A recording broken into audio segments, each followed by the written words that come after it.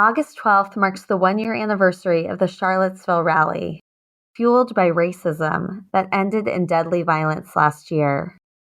For many like me, the white supremacy on full display at the Charlottesville Rally was shocking. But those events only brought forward into plain light what so many people of color experience on a daily basis. Racism and white supremacy, whether conscious or unconscious, is the sea we swim in and is deeply connected to the police violence which takes so many Black and brown lives unjustly. I'm honored to share a time-sensitive call to action. In California, at the time of the release of this episode, lawmakers are about to deliberate on two key police accountability bills, SB 1421 and AB 931. In advance of that deliberation, I'm working with Nikki Yaboa, the producer of a powerful play called Mothers, to bring forward the stories of those who've lost loved ones to police brutality to the lawmakers who will vote on this bill. We need your help to raise funds, to spread the word, and to call California lawmakers, urging them to attend and to vote yes on these bills. Visit GoFundMe.com/TakeThisPlayToSenate to learn more about this effort and how you can support. Now, here's the show.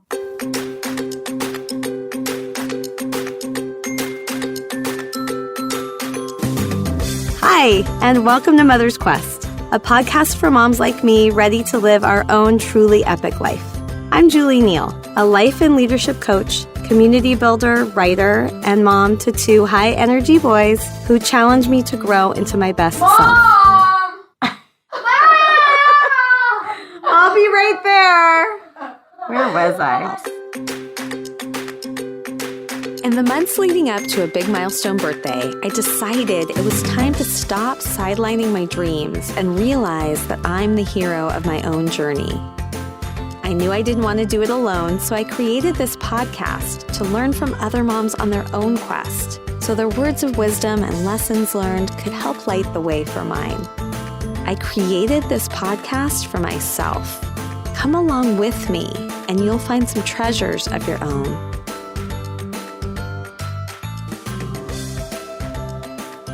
Hello, and welcome to the special revisited episode of a conversation I had a year ago with Elizabeth Cronise McLaughlin, titled Intersectionality and The Age of the New Heroine. This episode was one of my most impactful conversations and one that set me on my own heroine's journey to use my voice and leadership in new ways. So much has happened since that conversation, sparked by that episode and the horror of the Charlottesville Rally that took place a few weeks later. I launched the Women Podcasters in Solidarity initiative and held a series of interviews on the subject of anti-racism and police brutality. I hosted an impact circle with other mothers where we made commitments to step into more action and raise dollars and awareness for the groundbreaking work of Mothers Against Police Brutality. I kept taking steps, one after the other. Elizabeth invited me to speak about this work and my journey on a panel at her Gaia Women Lead Conference. And a week later, I witnessed the story of Laurie Valdez and other women who have lost loved ones to police brutality in the powerful play, The Mothers. The last few months brought me to a Father's Day special episode with Assemblymember Rob Bonta on the podcast, where we talked about his commitment to this issue. And I began working with the play Mothers producer, Nikki Yaboa, to bring the play to Sacramento ahead of key votes on critical police accountability bills. Along the way, messages from my conversation with Elizabeth have taken on deeper meaning. I've learned powerful lessons from incredible guides and experienced signs and synchronicities that help me realize I'm moving forward on an aligned and purposeful path. So it also felt right at this full circle moment to re-release the episode with a new introduction with reflections a year in and a new dedication provided by one of my guides, activist, coach, speaker, and now co-host of the new Families Fighting Mass Incarceration podcast, Chandra Brooks. Here's Chandra with her dedication. Thank you, Julie, for allowing me to dedicate this episode. My name is Chandra Brooks, author of a book called Black, Brown, and Political, Get Informed, Get Empowered, and Change the Game, and co-founder of a new podcast called Families Fighting Mass Incarceration. I've been working in the social justice and civil rights field for about 8 to 10 years. And I've worked with some of the boldest baddest, and strongest civil rights leaders in the community. This last January, I had the privilege to partner with some bold women who acknowledged their privilege and decided to use it to ignite action and change in their community. So I'm dedicating this episode to two of the strongest women that led the San Jose Women's March for 2018, Vicki Matson and Jenny Bradenidi, two women who decided to step out on their own heroine's journey, and they're not taking it very lightly. So this episode is dedicated to you to keep fighting, showing up, and leading the way. Thank you. Thank you, Chandra, for honoring Vicki and Jenny with this dedication and for being the bridge builder that you are for them and for me. I'm so grateful. I also had the opportunity to have you on the podcast. And in our conversation, you challenged me to continue to use my privilege and influence. I hope by sharing some of the lessons I've learned today that I will inspire others to do the same. So here's what you can expect, as this introduction is a little longer and different than usual. What's ahead in many ways is like a mini solo cast. I'm going to share in more of a free form about 5 lessons I've learned over the last year. Then the episode will go straight into the original introduction, dedication, and conversation with Elizabeth from a year ago. At any point, if you want to skip ahead to the interview, you can. But if you do, please consider coming back to this spot again when the time is right, as I hope there will be something in my story that will support you. Lesson number 1, be willing to hold discomfort and a growth mindset as you move into this work. When I was at the Gaia Women's panel with Elizabeth, I was holding this commitment stone that I made at the Impact Circle that had the name of a little boy, Josiah, who lost his father to police brutality. And as I was holding that stone, I explained to the people listening that speaking on the panel and speaking about an issue like police brutality and anti-racism is not something I had ever done and not something I was comfortable doing. I'm sure that I was shaking a little bit. My voice may have been cracking. And I was definitely out of my comfort zone. But I also explained that whatever discomfort I was feeling that day, or that we may feel when we share a Facebook post or challenge somebody in person when we hear them say something that we believe is rooted in racism, that discomfort is just the smallest, slightest percentage of the real harm and real danger that many people of color experience as a result of racism in our society.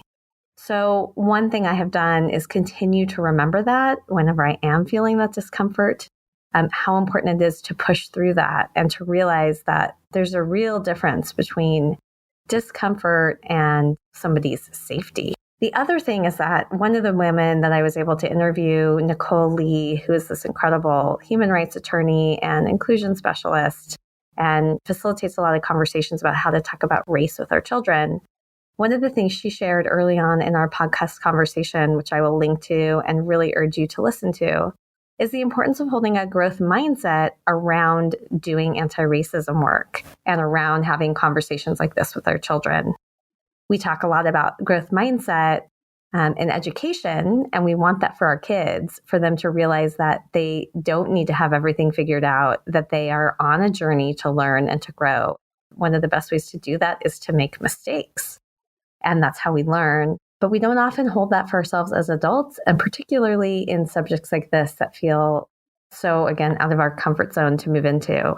So being able to hold a growth mindset as I continue to find my way and flounder and make mistakes and then try again in doing this work has really been an anchor for me. Thank you so much, Nicole, for that. Lesson number 2, move from guilt into responsibility and action. One of the things I really appreciated from my podcast episode with Rad Women series author and incredible activist, Solidarity Sunday founder, Kate Schatz, is the importance as white people of not staying in a place of guilt and feelings of helplessness when it comes to stepping into this kind of anti-racism work and into advocacy. That really doesn't do anybody any good. And the most important thing is to just step into a sense of responsibility and into action. So whenever I notice myself feeling stuck or feeling embarrassed or ashamed or guilty, I always try to reframe that into how can I just be in a place of responsibility and what can I do to try to make a difference? Lesson number 3, raise your awareness and bear witness to the impact of police brutality. So in our conversation that you're about to hear with Elizabeth, she talks about one of the most important things we can do is to bear witness. I had the privilege of having a conversation with co-founder of Mothers Against Police Brutality, Sarah Mercuria, who at a young age witnessed her father being killed at the hands of police. And being able to hold space for her to share that story and then inviting other people to bear witness by listening has been one of the most profound experiences of this whole process, and one of the ways in which I think I have been able to step into more action by making that conversation available and shining a light on it for those who would not otherwise be hearing that conversation.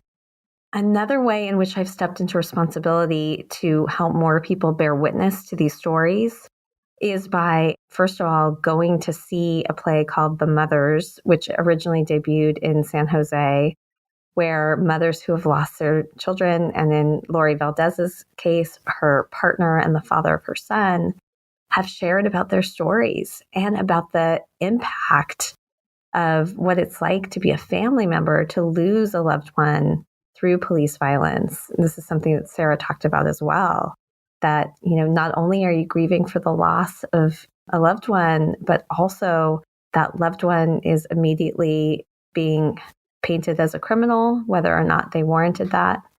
And they receive no support. Victims of other kinds of crimes, there is therapy and counseling and support offered, but that support in many places is not offered to the families of victims of police violence. So one of the ways that I am continuing to take action to help more people bear witness to these stories is by bringing the Mother's Play to Sacramento ahead of these key police accountability bills. The goal is not only for community members and just more people to hear the stories, but specifically for lawmakers to hear it and to really understand the impact of police violence, the devastating impact. And I'm going to continue to work and hope to help bring the play to other locations, including Kern County, which has the highest per capita rate of police-related shootings in the state. Lesson number 4, open yourself to signs and synchronicities on the journey. As I've been moving into this work, which, as I mentioned, has felt uncomfortable and where I have often had a sense of imposter syndrome, like, who am I to be thinking that I can make a difference or to be doing this work? This really helped to keep my eyes and my heart open to signs that it feels like this is what I should be doing, or that this really is making an impact. And there have been many things that have happened, but one I want to share is the day that I kind of put my stake in the ground and said, I'm following Elizabeth's challenge. I'm going to launch this Women Podcasters in Solidarity initiative. I'm going to do this work. Happened to be a year ago now on the day of the Charlottesville Rally. And I was just so appalled and disgusted by racism and white supremacy on display, and also how it seemed to be upheld as acceptable or okay, or painted as anything less than the horrible act that it was, that I just said I have to do something. And I happened to be in Santa Barbara that day celebrating my anniversary with my husband. And I could not believe the synchronicity of it, but it made me feel like it was all meant to be when I found myself at the very same place in Santa Barbara, speaking about what I had created and what I had done and what I had learned through launching the Women Podcasters in Solidarity initiative and all of that work at Elizabeth's conference. It was a totally full circle moment. There I was in the exact same place where I had said yes. And immediately after I spoke on the panel, the person who gave the next keynote was Colette Flanagan, who is the founder and who lost her son, Clinton Allen, to police violence. She's the founder of Mothers Against Police Brutality. And so the person who had given the dedication to my episode with Sarah and who I'd been in conversation with and whose work I was supporting ended up being there sharing her story in the location where I said yes to doing this work. And after her keynote, Colette and I got to spend an hour together talking and getting to know one another more and exploring how I could continue to be of more support for her and the cause. So, and there have been several examples like that are hard to even imagine. I couldn't even, if it were a script, I wouldn't even have thought to write that. But it really has helped me to feel like I need to just keep stepping forward, that this is a path that I'm meant to be on. And lesson number 5 is answer the call. So back to what happened for me that day when, the day of the Charlottesville Rally, basically a year ago now from the time of sending this recording out to you, I paid attention to an inner calling. In many ways, I feel like this cause chose me.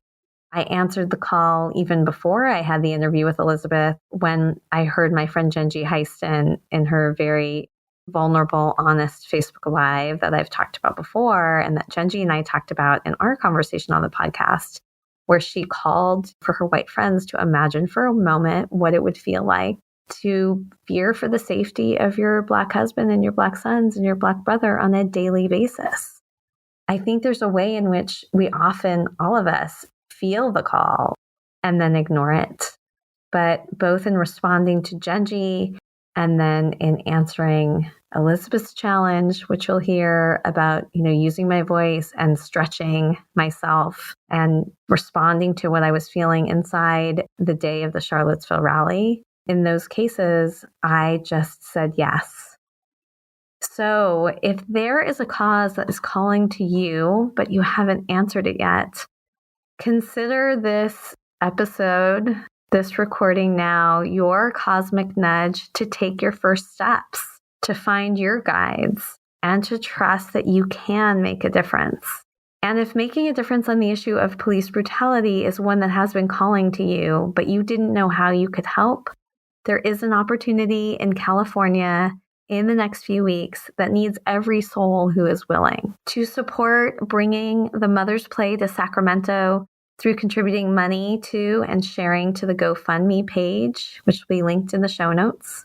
Amazingly, we did raise our initial goal, but more funds are needed to help publicize and spread the word about this incredible play and to bring it to other locations, including Kern County, which has the highest per capita rate of police-related shootings in the state.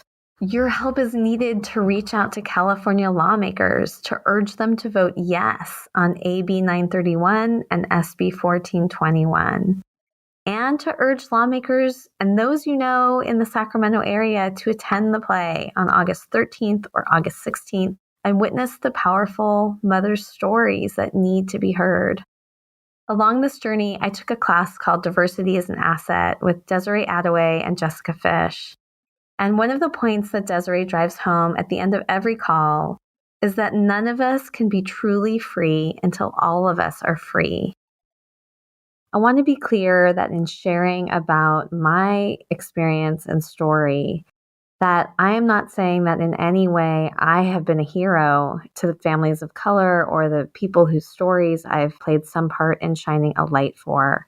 But I have stepped into being the heroine of my own journey, to trying to help myself be more free, to step into my own full sense of humanity in not living with complacency, seeing the injustices of others and doing nothing. And my true purpose in sharing these reflections with you today is to somehow see if these experiences that I'm sharing and what I've gone through along the way will inspire you to move from helplessness or guilt into responsibility and action. I hope that this is your invitation to answer the call and say yes to your own heroine's journey. I'm Julie Neal, and this is Mother's Quest. Hello, and welcome to this episode number 24 of the Mother's Quest podcast. I'm so honored to bring you this important and powerful conversation today with Elizabeth Cronise McLaughlin, who through her daily resistance lives on Facebook guides thousands of us with a voice of reason and optimism during the twists and turns of today's political landscape. Known as a celebrated career coach and fearless entrepreneur, Elizabeth, a graduate of Carnegie Mellon University with a JD from George Washington University Law School, transitioned from a 15-year career as a Wall Street securities litigator and trial lawyer to found the Gaia Project for Women's Leadership. The organization offers virtual and live programming that cultivates leaders from the ground up to grow what they call New Paradigm Women's Leadership. Elizabeth is also a mindful mother. No matter how full her life gets, leading women around the globe or fighting for democracy, she prioritizes bringing presence and focus to her 2 children, both under 5. Before I tell you more about my conversation with Elizabeth, I want to share this week's dedication brought to you by a friend from my past, who I've reconnected with through activism this last year, Jen Jenkins Donor. Inspired one day by Elizabeth's impassioned call for unity, Jen created a piece of art that found its way onto Elizabeth's feed, and an opportunity began for Jen to step into her own heroine's journey as a resistance artist. You can find Jen's beautiful work, the proceeds of which go to causes represented in each piece, through the link in the show notes. Here's Jen with her dedication. Thank you, Julie, for the opportunity to dedicate this podcast. My name is Jen Jenkins Donor, and I'm coming to you quite literally from my happy place, Lido Bay on the Delta in Discovery Bay, California. I am, as we speak, sitting on the dock of the bay. Julie and I worked in a different magical such place one summer in our burgeoning youth. A third sacred space Julie, my mom Ginger, and I have relied on for our very sanity in recent months is the daily Resistance Live broadcasts of Elizabeth Cronise McLaughlin. She has created an atmosphere of open awareness and intelligent optimism in this anything but normal political era we live through in America today. It was fulfilling to be able to share the historical and powerful experience of intersectionality with my mom at the Women's March in January. And it's similarly uplifting to share these daily Facebook Live broadcasts with her as well. Since I'm visiting her right now, we've been watching them together. There is something very full circle about sitting with the woman who taught me girls can do anything and watching together while it actually happens. So, I dedicate this Mother's Quest podcast to my mom, Ginger Jenkins. Thanks, Mom. It's true. We really can do anything.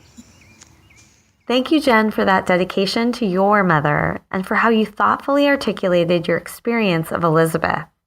Elizabeth brings the same open awareness and intelligent optimism you described to our conversation. We talk about how Elizabeth grew up in a very progressive community and had a strong intuition she would grow to make a massive difference in the world. She attended her first protest when she was just 15 years old, and now she's leading a new awakening in activism, one that challenges her over 20,000 followers, of which I am one, to take daily political action, to truly listen to one another and to others with differing perspectives, and move forward as intersectional feminists, shoulder to shoulder. We also talk about the new heroine's journey, where the heroine brings back the lessons learned with every step. Elizabeth's words of wisdom for me as I set out to raise awareness and create space for uncomfortable but important conversations about race and allyship. How we can bear witness for those who have different experiences than our own, and Elizabeth's challenge to all of us to use our voice for change. We packed so much depth and wisdom in this conversation, including the first ever lightning round exploration of the epic guideposts. I look forward to hearing about the ways in which this episode will inspire you, and invite you to join the Mothers Quest Facebook group to share with us and participate in a special Q&A on Thursday, August 3rd at 11:30 a.m. Pacific Standard Time with activist, leadership specialist, and former NAACP Vice President Chandra Brooks. I left this conversation feeling more inspired than ever to step up and into the role of the new heroine myself during these times. Moved by my experience with Elizabeth, I commit to daily action, to stretch myself to have brave conversations and use my voice for change, to truly listen to others, and to consciously cultivate this Mother's Quest community I'm growing. I'm Julie Neal, and this is Mother's Quest. Elizabeth. Yes. Welcome to the Mother's Quest podcast. I have been really looking forward to this conversation. It's so timely and so much for us to talk about. So I'm excited to dive in. I am too. I'm really thrilled to be here. Thank you for having me. So I have to first start with just a little bit of an acknowledgement, appreciation moment. I'm not sure how I originally found you. I think it might have been through Amanda Steinberg, who's a friend of yours who was on the show. Also, I think we're both in the She Podcast Facebook group. But I've been following you now for a little while, and you have seriously been one of those guiding lights during this time in our history. I tune in very often to your Resistance Lives, which have become a phenomenon.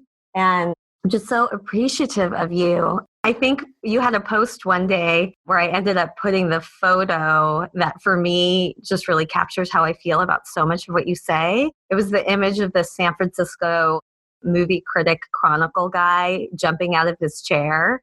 I don't know if you've ever seen those, but the enthusiasm for the movie is based on where if this guy is like sitting with the hat on his head sleeping or sitting up straight or awesome. out of his chair clapping.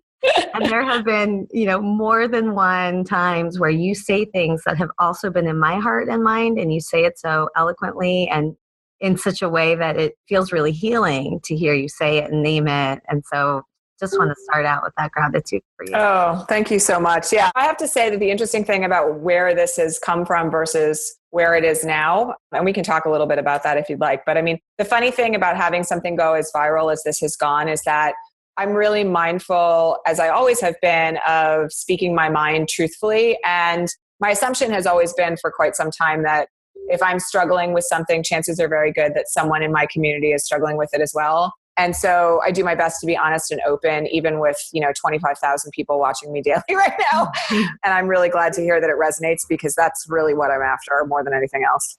Amazing. So we have a little bit of a time challenge, and I want to make sure that we get through the whole conversation. So let's just go straight to the first question, which is I always like to hear a little bit from our guests about their childhood. So I'd love to hear kind of where and how you grew up, and also who was a mother figure in your life that shaped you and in what ways? Yeah, so I had a really interesting childhood. I grew up in a small town in Pennsylvania called New Hope, Pennsylvania, which is about an hour and 15 minutes south of New York City and about 45 minutes outside of Philadelphia. It's sort of like in a little bit of a triangle position to those two major locales. When I was growing up there, it was a very small town that was incredibly left-leaning. Sometime in the 60s and early 70s, there was a huge theater contingent in Greenwich Village in New York City that decided to relocate out to New Hope and Bucks County, Pennsylvania generally. And one of the things that meant was that when I was growing up in New Hope, about 50% of the population in the town was gay. And there were many, many people on edges of counterculture because the town was so open and progressive. So when I was growing up, I had schoolmates who lived in communes. I had schoolmates whose parents grew like plantations in their backyards, basically. I had a few schoolmates, believe it or not, whose parents were in the free love movement, which at the time was really scandalous. And they lived in houses where literally the only door in the house was on their room. And so I was exposed to a lot as a young child that was sort of a little bit edgy, I guess is the way to put it. But the one thing I will say was that community was always very politically active. And I was raised by a mother and then a stepmother, both of whom are very left-leaning and progressive. So my mom was very politically aware from a very young age. Like I can remember being in the local library when I was 4 and having my mother like basically yelling at the librarian about the fact that they were carrying children's books that said that boys could be doctors and lawyers and girls could be nurses and teachers and didn't, have any crossover between those two things. We were not allowed to buy grapes in my household when I was a kid because we were supporting Cesar Chavez. There were all sorts of political awarenesses there in that were really eye-opening. And then, when the early 80s hit and the AIDS epidemic decimated my hometown, at that time I was in my early teens, the town itself became radicalized in a way that I had not seen before. There was an AIDS hospice that was opened up down the street from where my father lives, even still. And the town has kind of continued to have a really progressive bent. My dad, who is remarried, of course, to a woman right now and has been for about the last 25 years or so, was a major advocate in his church for the approval of same-sex marriage in the community at the time that became an issue. And, my dad, who's 75, drove people to the polls this past election to vote for Hillary Clinton. So I come from this background that has led me to a very predictable place of political activism. But I'll also add that there were, quite a number of things in my childhood that were not particularly easy. I'm pretty open about the fact that I'm a survivor of child sexual abuse,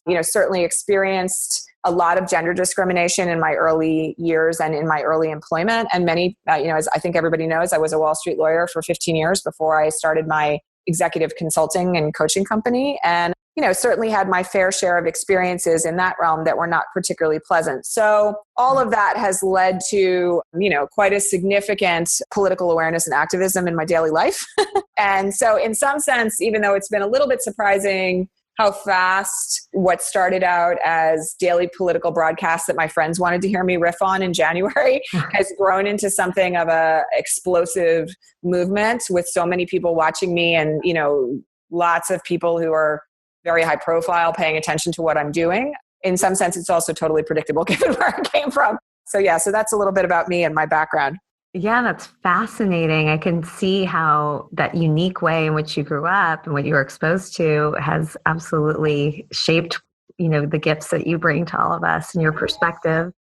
And in terms of a mother figure or women who have had an impact on you, who's the one person that comes to mind as having shaped you the most? Oh my gosh, there's so many. That's a hard question, but I will say that my stepmother, she comes from an interesting background herself because she was raised in a Mennonite family and, very self-identified as Christian. She's also one of the most progressive people I know. And so throughout the time that I was a teenager when she first met and then married my dad, she and I have had some of the most in-depth conversations about religion and tolerance and politics. And, not all of them have been particularly easy, but at the same time, she is a Christian who believes in love as a founding principle and acceptance. And, it's led to my capacity to have difficult conversations sometimes, even with people who might not be exactly where I am or as far to the left. Although she's very left leaning. So, sometimes those conversations are easy. But, I think that it's one of the things that I talk about a fair amount on the broadcast is the importance of staying open, not necessarily to converting people who are so far opposed to us and so entrenched in their ways that there's no access points, but staying open to having conversations with people who maybe share some viewpoints with us, but aren't exactly on the same page, so that we can kind of become arm in arm, not just in our resistance, but also in our growth. And, my stepmother has been an absolutely integral part of that for me since I was 17 or 18 years old. Wow, that sounds like an exceptional relationship. And some of what you said just now reminds me of something you were talking about on your live yesterday, and that I hope we'll get into in our conversation about the work that's needed, about healing and really making room for conversations, some of which may not always be easy. They won't be easy. And how we think about bringing people to the table and also coming to the table ourselves with some openness and curiosity and compassion. Yeah. I think it's really hard in the environment that we're in right now with how polarized things have become to let go of our anger. And I'm not suggesting that the anger isn't justified because, so many of the women in my community, for instance, who are women of color, talk all the time about the fact that institutional racism played a huge role in this past election, just in the same way that institutionalized misogyny did, right? And it's hard to forgive, and I'm not suggesting forgiveness is where we should head, but it's hard to not be angry, I guess is the way to put it, when you're faced down with the idea that perhaps this person was elected in part because there's a desire to have somebody white in the office after having had a black president for 8 years.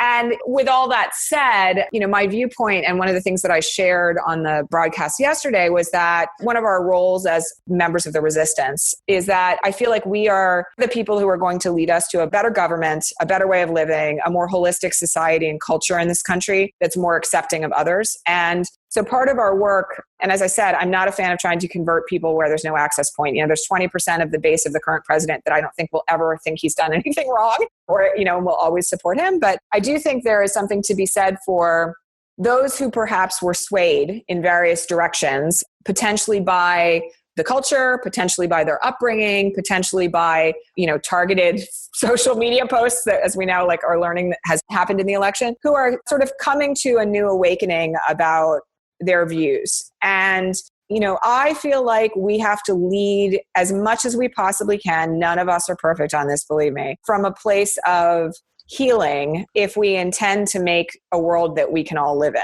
And again, this requires us to stretch ourselves in directions perhaps that we have never stretched before. I have learned an awful lot about that myself just in the last 6 months, about the importance of making an effort to not be triggered and to engage instead from a place of wanting to understand, even if the understanding leads me to a place of going, I can't accept that.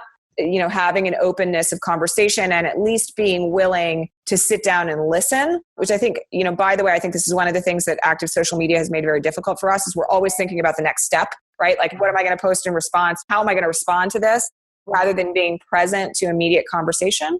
And so I feel like there are some skills that perhaps we need to refine and develop. And we also, by the way, need to be very mindful of our own self-regulation, because it's really easy to fly off the handle, especially in circumstances that are this volatile, where so many of us feel so unsafe day to day, and that it's a toxic level of stress that we're all living under.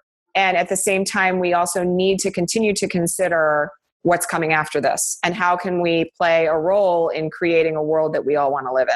That is something I have so appreciated that you continue to talk about, is that we have to be actively not only resisting, which you talk a lot about, but actively holding a vision for and moving into trying to create the world we really want to live in. Yep. So I want to do a quick shout out, because this is reminding me of a question that was submitted to me by one of the members of the Mother's Quest community and a friend of mine who I was a counselor with at UCLA's family camp that Jen Jenkins Donner. Yes. A follower of yours. And I saw she created this amazing piece of art in response to one of your lives that you shared. So I asked her, because I knew that she would have a lot of questions, what are some questions that she has for you? She had some great ones. And one, which maybe we'll get to in a little bit, is what is your vision for our country?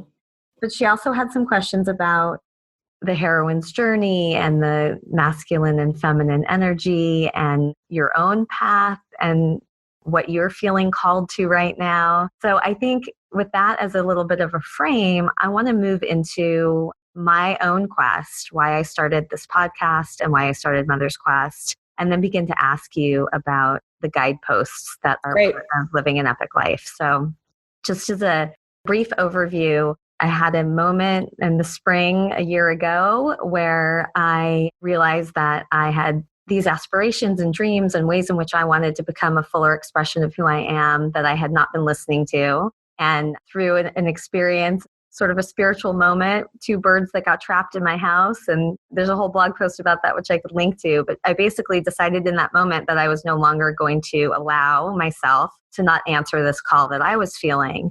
And I moved into, with 100% of my whole focus, launching this vision for Mother's Quest. And when I was trying to think about, well, what is it that I'm really after? I realized that what I want is to live an epic life. So resonating very much with the idea of the hero's journey, but wanting to have my own feminine perspective on it, that I felt like I want to be able to fill my life with the things that matter most, do the things that I want to create that might feel scary, but to be courageous in it, and really grow myself to be the best person I can be, not only for myself, but also so that I can be an example for my children. I have 2 boys. And I know that they learn more from what they see in us, not from what we just tell them. Right. So this idea of an epic life absolutely captures the, kind of a heroic journey. Also, it's an acronym mnemonic for the guideposts that I believe help us to live that life in the years when we're raising our children. So E stands for engaged, and that's about being engaged mindfully with our kids. P is passionate and purposeful work in the world that's beyond our family.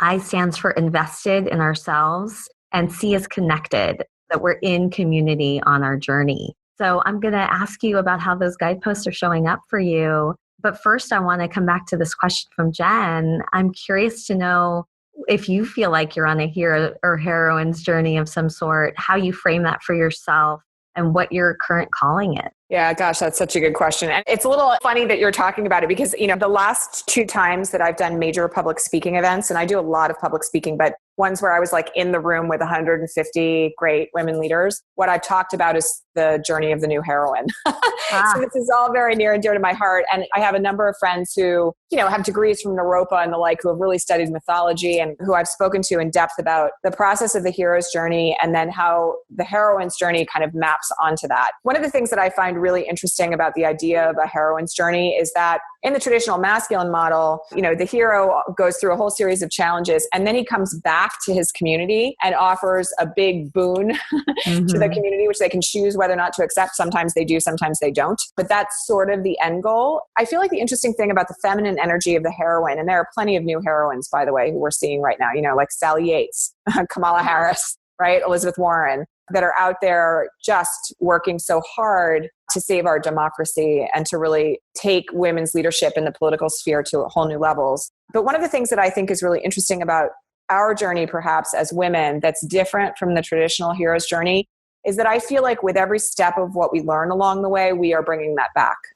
My experience day to day, by the way, when I'm doing these broadcasts of Resistance Live, is that there are things that are triggered in my consciousness, whether it's about my daily experience, with my children, in my community, in my business, in my interactions with my clients, that gets me thinking about something that is reflected in the larger culture. And that usually forms the foundation of like the last 5 minutes of the broadcast, because I do my best to leave everyone with something that they can take home and really, ponder, consider, apply in their own lives, ideas of how to continue going. And I really do my best to keep pushing people forward, in part because I think the only way we fail is if we give up. And this is a time in history where if we give up, the consequences will be tragic. So my experience of that journey, so to speak, myself, is that, ironically enough, the last 9 months for me, really since the election and a little bit before, have been very transformative in my personal life. My marriage came to an end. I moved out with my children. I'm now a single mother of 2 kids under the age of 5. And there are lots of lessons that have come along with that, while the intimate details of those are not necessarily important to the greater community that I serve, the experience of where I find myself in the day-to-day shares some commonality. And it definitely informs what I seek to bring back to my community through each challenge or phase of my journey that I pass. And so, it's really resonant with me, that idea. And I wouldn't say I'm on a heroine's journey that is any different than the journey that I've been on for my life, because I am one of those people who, since I was a young girl, really had the very strong intuition that I was here to make a massive difference on the planet. I didn't know how I was going to do that at every step of the way. So there is the journey and the trajectory of my life that has led me to where I am right now. And, but at the same time, the last 9 months in particular, just as for many of us, they feel like they've gone by incredibly fast and we've aged in dog years. They have certainly felt to me like a massive acceleration of purpose and mission. Yeah. There's something that you said that resonated. Well, all of what you said resonated. And I love this idea of the frame of the new heroine's journey and every step bringing back those lessons. That's something I'm really committed to doing on the podcast and in my Facebook group and my blog posts, just continually sharing the reflections and learnings that are coming up for me. But when I first launched the podcast, my podcast opening said something like, I realized that I need to be the hero of my journey now. And when I started season 2, it didn't feel right to me anymore. So I went back and re-recorded that to say that I now realize I'm the hero of my journey. That I have been all along. And it's not like it's just a one-time deal that you just come back and you're done. It really is a constant evolution. Right. And, it's funny, I'm in a couple of women's circles very deep. This is one of the things I do to support myself when we get to the I.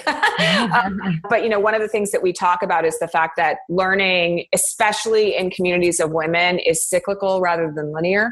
Yeah. So we're always, if you think of it as a spiral, we're circling back around again and again to things that we touch upon in our lives and lessons that we need to learn, and things get refined and shaped and curated, for lack of a better way of putting it, in the way that we learn and we share with one another. And that to me is one of like the greatest gifts of leading a community that's largely made up of women, is that that sharing is continuous. And it's not just me sharing to the community, which is something else that I always want to reiterate. I get as much out of doing what I'm doing as I hope the people that I'm serving do. And I am held up and supported as much as I'm holding up and supporting others. And I feel like that's also one of the things that is happening right now in culture when we look at women's leadership, is that hierarchies are very different than what we might have perceived them to be in the past. And we are much more shoulder to shoulder than we might have ever recognized. Amazing. Well, before we move into the guideposts, being aware of time, I want to also tell you a little bit about what's part of my quest and journey right now that I'm grappling with, that I know that you'll have a lot to share.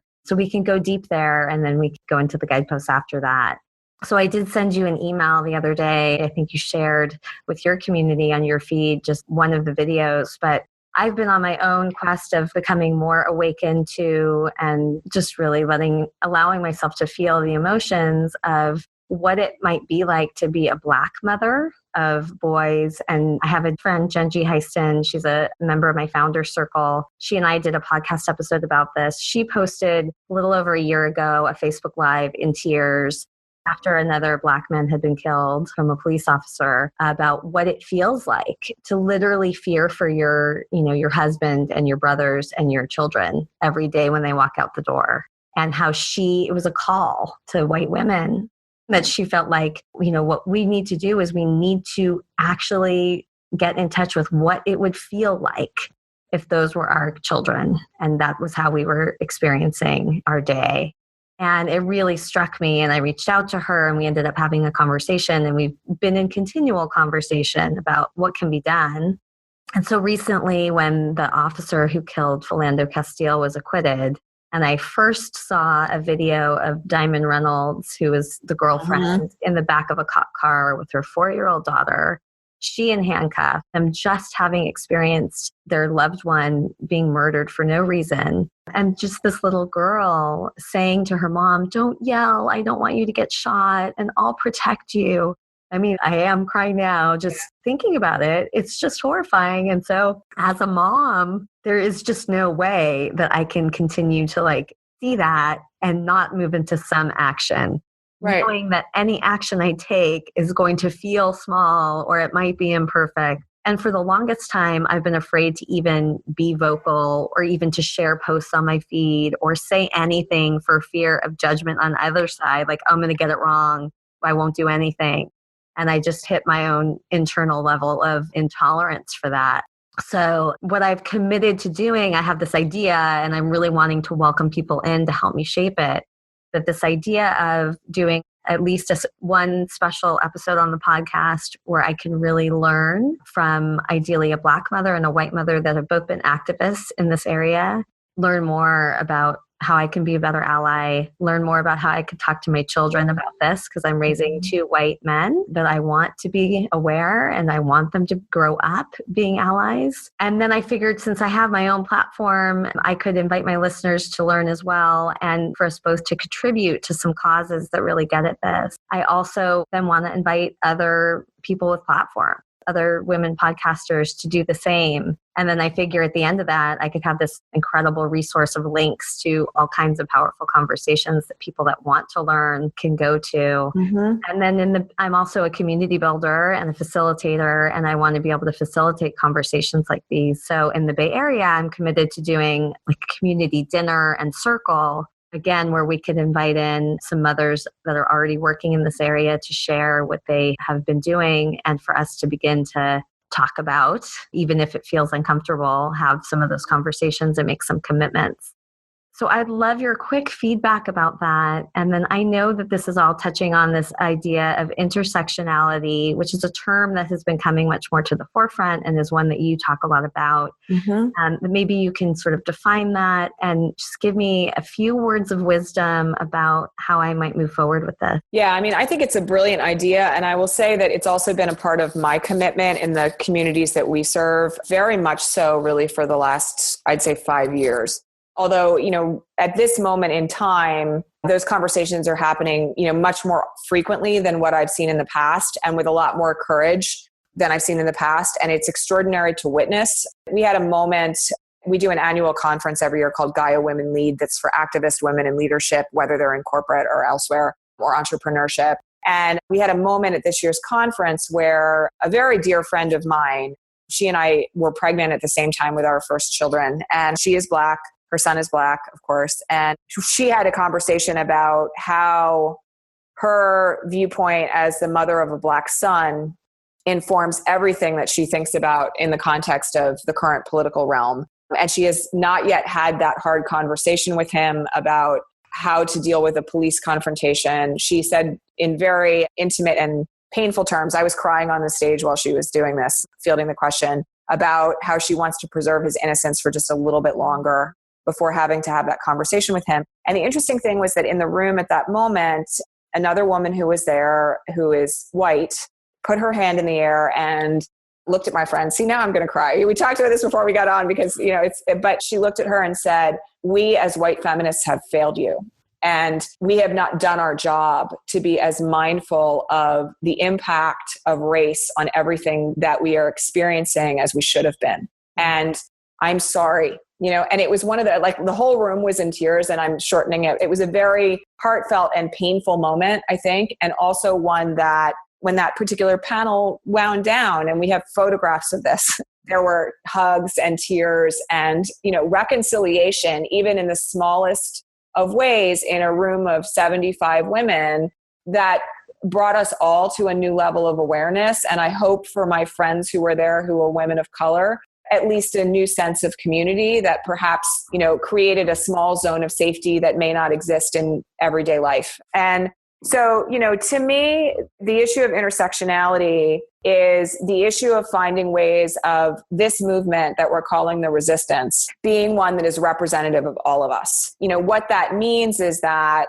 for instance, because much of my community is very deeply feminist, thinking about the ways in which certain and again, feminism is diverse as the women who are in it, but that certain angles of feminism have not been really very good at being intersectional. There is certainly like a white woman of privilege version of feminism, just like there's a kind of white working class version of feminism. And just like there's a radically empowered Black female version of feminism, there are all of these angles. But the forward facing part of many women's movements in the past has not represented all women.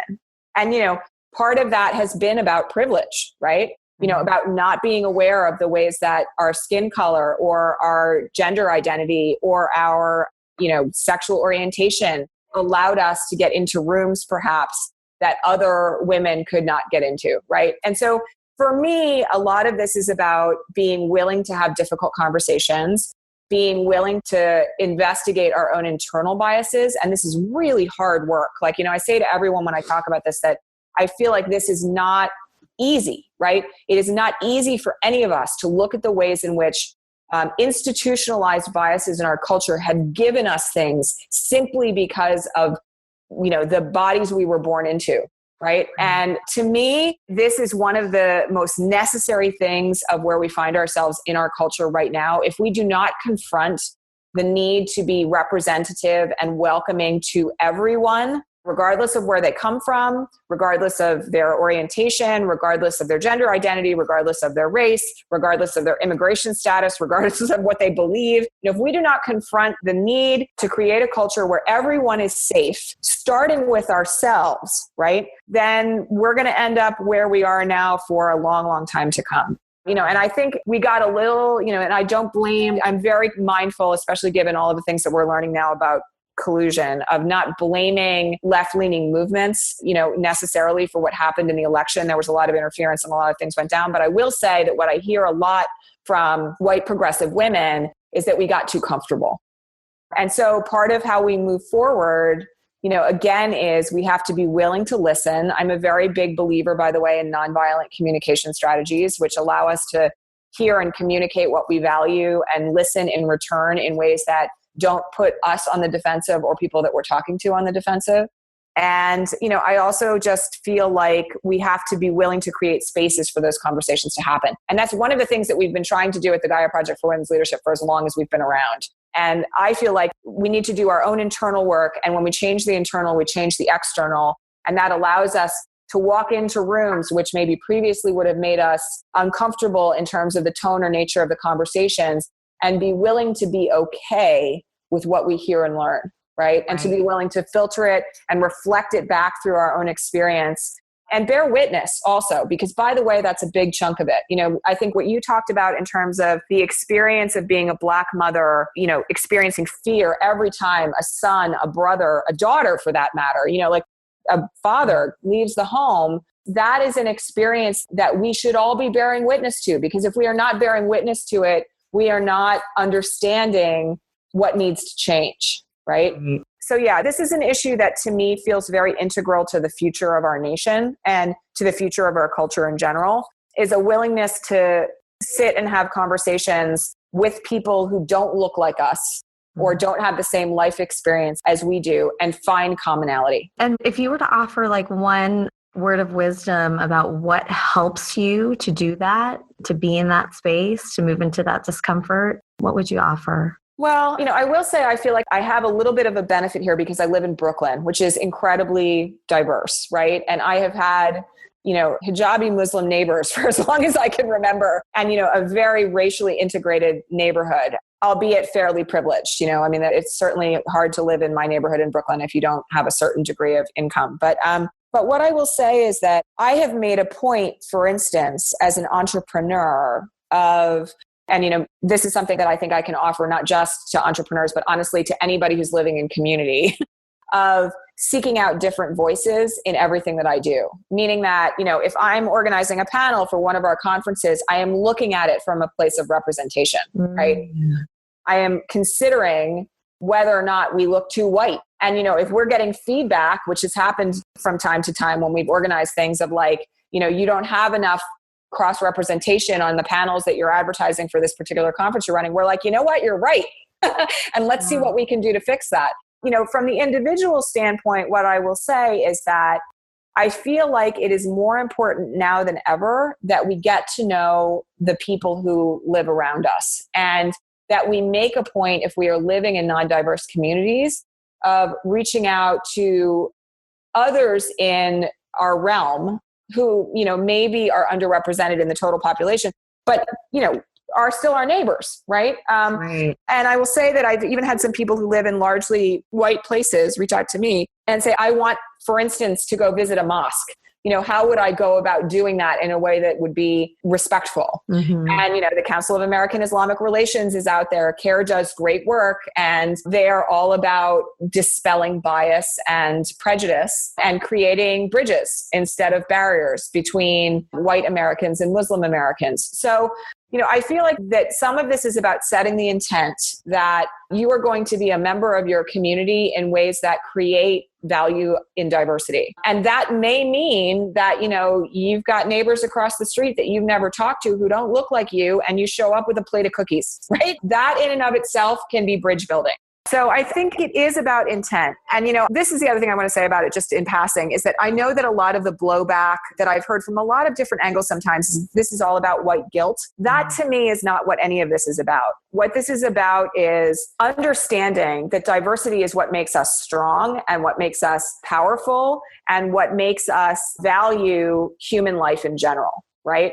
And so if we are not consciously cultivating communities and workplaces and businesses and governments that represent all of us, we are not going to be as successful, as powerful, as integrated, as understanding as we might be otherwise. And there are all sorts of reasons. I do a lot of work in corporate around unconscious bias. There are all sorts of stats I could share with you here about all the differences that it makes. But the fundamental issue here is that if we are not valuing what everyone brings to the table, we're underselling ourselves as a nation, as the human race, fundamentally. And so I feel like intentional efforts, even in the smallest of gestures, make a massive difference here and ripple out across, our communities, our towns, our nation, our world in ways that truly do make a difference. And every one of us has a role to play in that.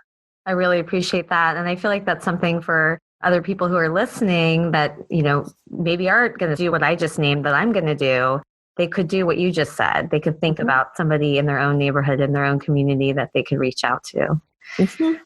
So Well, I'm clear that I could have like a total part two, and maybe you'll be open to maybe we will. Yes, absolutely. I'm totally open. So I'm going to try something that I've never tried before, which is a little bit more like a lightning round. Let's do it. Checking in on the guideposts. Normally, we really go deep for quite a while on each of these guideposts, but if we do it more succinctly, when I mentioned E about engaging mindfully with your children, what is the thing that emerges immediately to you as what you've learned or what you do to really connect with your children? Yeah, so this is a big lesson that's very recent. As you know, because of all the work that I'm doing related to the resistance, like I'm online all the time when I am not with my kids. And one of the big lessons that I've learned is really that period of time from when I pick them up from school until they go to bed has to be really a time where I am only focused on them. And so I do my best to put the phone down for those few hours. And I even have it blocked out in my calendar now as happy kid time.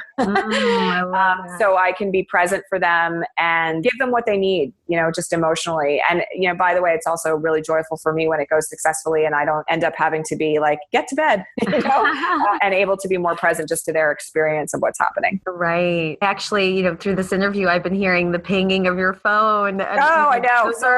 Those are notifications that you're probably getting. That's probably what your day is like because there's so many people that are following you and wanting to connect with you.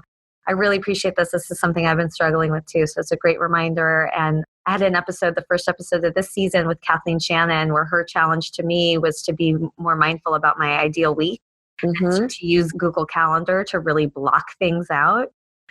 So now you've inspired me to go back to that Google Calendar I've started and really block out those afternoon and evening hours for the same purpose with my kids. Thank you. Yeah. P, passionate and purposeful, the work you're doing in the world. Yeah. It's funny to me even still, I've been an activist my whole life. I could track back to kind of like the age of 15 when I engaged in my first active protest. But what I will say is that I think a lot right now about the unique position that I am in because I was a lawyer and I have legal training and I understand what's happening on the Hill and in our government and in investigations in ways that the layperson does not. And I also simultaneously have a really clear lens on holistic models of leadership and women's leadership. And it's put me in a really unique position in relation to just what's happening right now in our nation. And the interesting thing about this has been true of me for some time, that my work has not felt like work since I left Wall Street. Running my company and doing the leadership work that I do, both in corporate and virtually, is so easy for me in some sense. Not in the day-to-day in terms of execution of it, but in terms of it never drains me, right? But what I will say is that where I am right now, I'm a part of a forward motion that feels to me like I am integrated in the force of it. I'm sort of swimming with the current and also part of the force behind it. And that is unique to me. I'm very, very much on purpose right now, is I guess the way to put it, whether that's intentional or whether that's about my purpose in life. And it's a uniquely powerful place to live. And I just hope that the work that I'm doing in the long run is going to make as much of a difference to other people as it's made to me. So powerful. I love that imagery. Is there one thing that you feel like you shifted that helped you be more on purpose? Well, I'll tell you this, like the willingness to let go of things that don't make sense anymore, especially from a business standpoint, has been huge. And that goes for programs, for instance, that my company has run in the past that maybe have made us hundreds of thousands of dollars, where we're looking at that right now and saying, you know what? That worked really well when we were just talking about women's empowerment, but where we are right now is in a place where activist leadership makes so much more sense. And so how are we going to serve the community that's in front of us now to get where we want them to go and where they want to go, even if it requires us to just chuck everything that we've done before and start from scratch with brand new programming. So I feel like, we're in a place right now where the importance of releasing things that no longer serve us is huge. And holding on to things that don't serve us is really detrimental. Like the experience of having like cinder blocks around your ankles, right? So being willing to cut loose, old stuff and, with a very much from a position of gratitude, thank you, right? Thank you for all of that. And onward we go, onward and upward has really helped a lot. So good. I invested in yourself. Yeah. So let me just tell you, when you're in front of 25,000 people every day and you're a single mother of 2 kids and you're running a massive worldwide business, like investing in myself has never become as important as it has in the last 9 months. So I'm really fortunate, and again, I have to say this, I speak to this from a position of privilege, even though I have built my entire business from the ground up and I've never had investors or taken money from anybody else. Like it's all been me like charging toward the end game. But I'm really lucky to have an incredible team of practitioners of all sorts in my support network. You know, I have an acupuncturist. I have someone who showed up in my life 6 months ago and said, let me personally train you for free because I feel like your physical health is going to be critical to what you're trying to do in the world. And she's just a rock star. I have, you know, a parenting coach that I work with on a regular basis to help me refine stress around my kids and the transition that we're moving through as a family right now. I have a nonviolent communication coach that I work with that, you know, works with me on communication and all sorts of other things. And then I also am very deeply invested right now in the importance of women in community with other women. So for the last 2 years, I've been in a very tight women's mastermind that is actually, it's global. We have, you know, it's 8 women, but we're all over the world. And those are really the people who know everything there is to know about me and to whom I can turn with anything and know that they've got my back. And so all of that is investment in self. But I also just want to say to everybody out there who maybe doesn't have the same degree of resources that I have, that to me, one of the things that we need to remember as a movement right now is that every gesture that we take of self-honoring is reflected back in what we can give to other people. So if we are not taking the pause for ourselves at the end of the night, you know, and for a long time for me, this was just like, let me put my kids to bed and get in an Epsom salt bath, right? That gesture of like, I'm taking 10 minutes to just honor my day and where I am and, you know, that I've made it through allows us to keep going to give back to other people and particularly as mothers, right? So, you know, my routine right now, you know, I mean, my life right now is so busy and wild and, you know, I feel like 1,000 private messages a day right now and multitudes of emails. I'm really fortunate that I've got the team behind me that I have, but I've never been more aware of the importance of not self-care from the point of mani-pedis, right? Like self-care from the point of like spiritual and physical health, right? As being a foundational principle of self-value. And by the way, for any of us who have grown up, you know, as vulnerable communities, you know, whether we're women or we're people of color or, you know, we're LGBTQ, my view on this is that what we need to take the perspective that we are worth the effort of self-honoring and deep self-care, right? Like the powerful gestures of maintaining our bodies and our health and our wellness and our connection to others as a way of reinforcing that the messages that we were given during the time that we were growing up were utterly false. And we have the capacity to combat that from the inside out and do it for other people. Wow. I'll link in the show notes to the interview that I did with Paula Mendoza, who is one of the organizers of the Women's March, where she referenced, when I asked her about this guidepost, she referenced that Audre Lorde quote. Yes. About self-care is an act of political warfare. Yep. C, we're at the last guidepost, connected. You referenced this a little bit already. About community.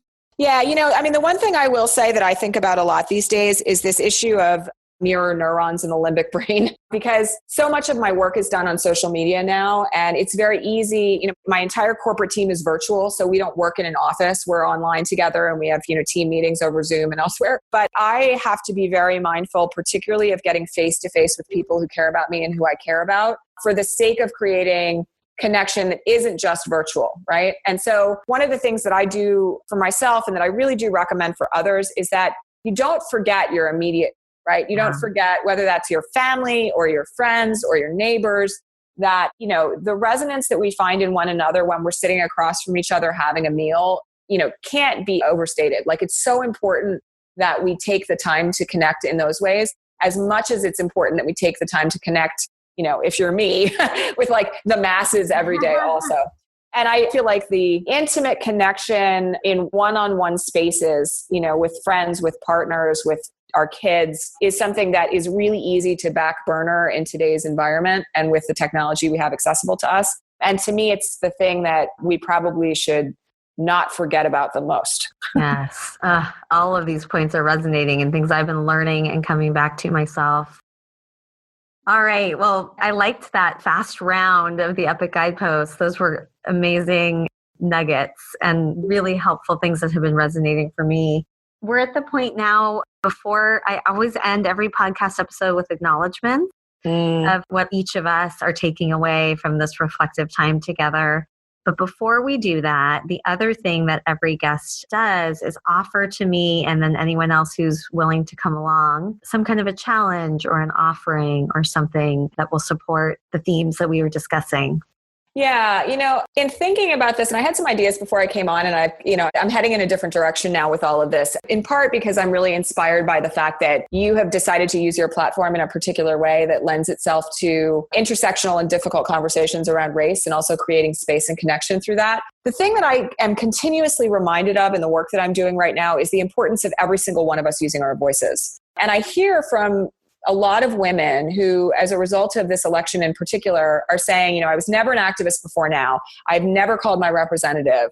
I've never spoken up at a town hall meeting or, had a meeting in my house where I talked about the things that really mattered to me in our political environment and in our government. I think the most important challenge that I would want to issue to anyone is to think about ways in which you can stretch yourself to use your voice for good. Because the thing that has been proven to me time and time again throughout all the work that I've done, and particularly over the last 6 months, is that one person can make a difference. And the collective of each of us, if we believe in using our voices as individuals and as a collective, the difference that can make is world altering. So I would just encourage those of you who maybe haven't thought about using your voice for change to think about what a stretch for you. And, I'm also a coach, and I always say I want to stretch and not a hamstring tear, but what a stretch outside of your comfort zone would feel like for you to take the conversation that you are having right now, maybe in your own head or maybe in your own home, to the next level, with an understanding that you as a single person can change the world, even if it's just the ripple effect of the difference you can have on one other human being.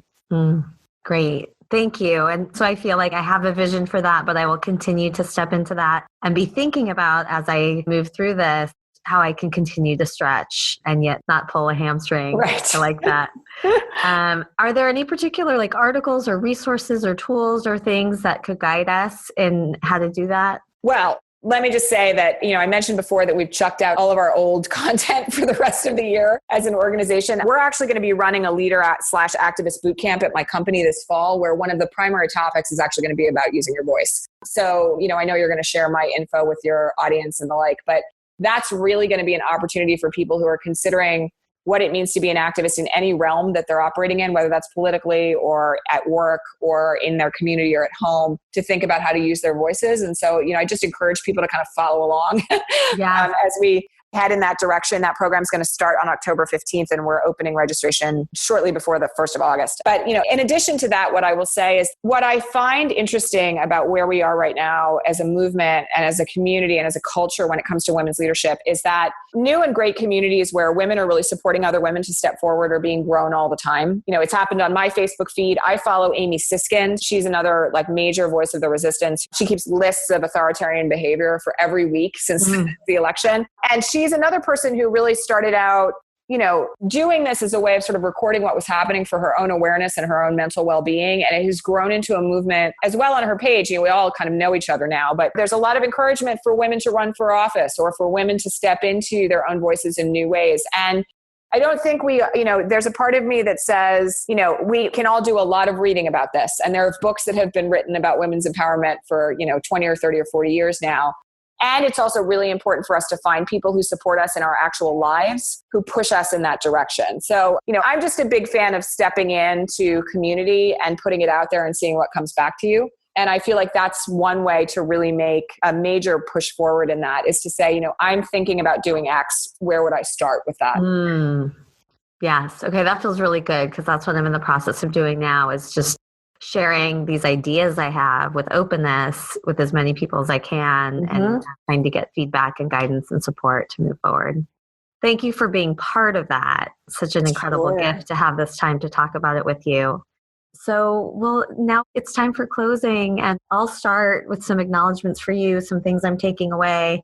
So many. I feel like we packed so much into this time together. One thing for sure, I'm continuing to evolve my own picture of the hero or heroine's journey and my role in that. And I really just love this idea of the new heroine's journey and seeing myself among those new heroines and the cyclical nature of it.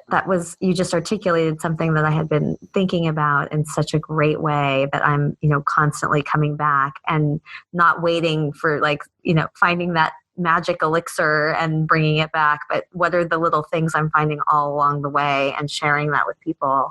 I really value everything that you talked about, conversation, but truly listening, being willing to listen and doing it in a way that is not confrontational, like those principles of nonviolent communication. The importance of self-honoring and care and how that actually goes up exponentially the more we want to give. Mm-hmm. And just this notion of consciously cultivating. I think that term is something that I'm going to be holding for the work that I'm doing with the Mothers Quest community. That's great. Thank you so much for this gift. What's coming up for you? I'll just say that I feel like there's, what I want to reflect back to you is just your bravery, because it's not easy to decide to bring forward difficult conversations. And there's lots of people, as you said, who maybe have not stepped into that space in the past because for fear of doing it wrong or offending or coming from a place that maybe doesn't have a degree of self-awareness that informs the conversation in a particular way. And, I feel like we are all being called right now to new levels of bravery, right? I think about this a lot just in the context of what I'm faced with in my day-to-day all the time right now. Every single time that I wake up in the morning and there's 600 new people following my feed, that like the space that I hold now, I'm holding space for a lot more people than I've ever held space for before. And that requires a certain degree of bravery also. So I just want to shout out that, the choice and the intention to talk about things that have not been talked about before requires a great degree of courage. And I hope you recognize that in yourself. Thank you very much. I do. Yeah. There's seeds that I'm planting. Mm-hmm. I've been saying that I'm growing an activist muscle, which I never had before. Yeah. And when I interviewed Paola, the Women's March organizer way back, and she talked about, standing for the things we value. And I was more comfortable with that. Mm-hmm. But she also said, but sometimes you also need to resist and stand against things. Yep. And at the time of that conversation, the idea of feeling like I was connected to something that would be named resistance, it felt very foreign. And now I'm like, yeah, I need to be part of the resistance. So I see that bravery growing in me. That's great. Thank you so much. You're welcome. Continuing to be connected. I'm going to be seeing you in August in the Bay Area at your events. And I need to learn more from you, from all that you're putting out. And we will absolutely include links to all the ways that people can reach you and learn from you. Great. Thank you so much. This has been a pleasure. A real wonderful conversation. I'm happy to be a part of it. Have a great day, Elizabeth. You too.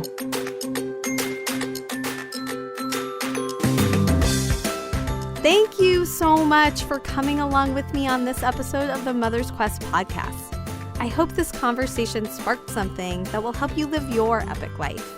If you'd like to get show notes and learn more about the Mothers Quest community, head over to mothersquest.com. And while you're there, I would love it if you would follow the prompts to subscribe, leave a review, and help us spread the word.